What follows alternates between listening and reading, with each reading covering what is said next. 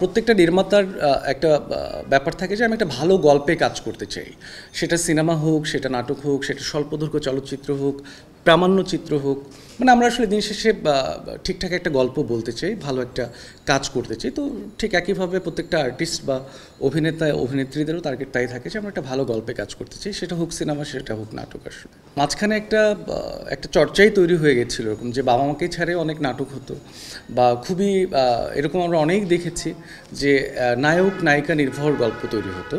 তো ওই চর্চাটা কিন্তু ভেঙে গেছে এখন। প্রত্যেকটা, যেমন আমার নাটকের কথাই যদি বলি, এখানে দুজন বাবা দুজন মাকে পাচ্ছি, বড় ভাইকে পাচ্ছি আমরা।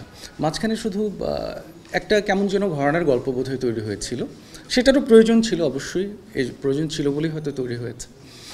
বাবা মার উপস্থিতিটা আমরা তখন কম দেখেছি, বাট এখন ঠিকঠাক অনেক ধরনের গল্পই হচ্ছে। এবং বাবা মা, পুরনো বাবা মা বলেন বা পুরনো অভিনেতা অভিনেত্রী বলেন, কিংবা নতুন যারা আসছে, আমার মনে হয় সবাই আসলে ব্যস্ত একটা সময় পার করছে। নতুন যারা কাজ করছে তাদের মধ্যে অনেকেই অনেক প্রমিসিং আর্টিস্ট আছেন যারা আসলে কাজটা করতে চায়, ঠিকঠাক শিখতে চায়, বুঝতে চায়। যখন নতুন এবং পুরনোরা মিলে একসাথে কাজ করেন, তখন পুরনোরাও নতুনদের কাছ থেকে নিঃসন্দেহে সময় উপযোগী কিছু ব্যাপার জানতে পারে। এবং নতুনদের জন্য যেটা প্লাস, সেটা হচ্ছে যে পুরনোরা তাদের অভিজ্ঞতার জায়গা থেকে একেবারেই তাদের যে প্রবল অভিজ্ঞতা আছে, সেই অভিজ্ঞতাগুলো কিছু কিছু করে হয়তো আমাদের নতুনদেরকে দিচ্ছে। সো আমার সবসময় মনে হয় যে নতুন এবং পুরনোদের একটা সমন্বয় থাকাটাই আসলে আমার কাছে মনে হয় এটা প্লাস। বড় পর্দা এটা হচ্ছে আমার একটা স্বপ্ন। আমি নিশ্চয়ই সিনেমায় কাজ করতে চাই বা সিনেমায় একটা গল্প বলতে চাই।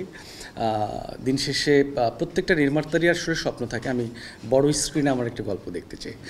ইনশাল্লাহ প্রস্তুতি তো অবশ্যই চলছে, আমার কিছু গল্প রেডি আছে। আমি যখনই সিনেমা সুযোগ পাবো অবশ্যই ওই গল্পগুলো থেকে আমি সিনেমা করার চেষ্টা করব। এখন আমি প্র্যাকটিস করছি, শিখছি প্রতিনিয়ত।